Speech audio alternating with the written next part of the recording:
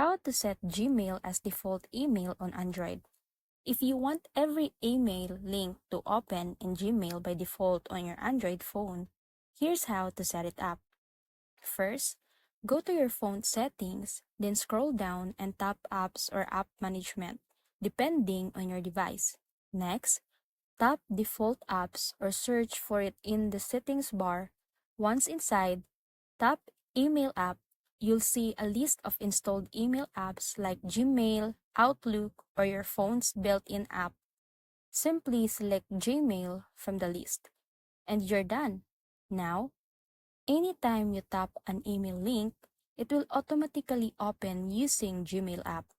This is super handy if Gmail is your main email client and you want everything streamlined.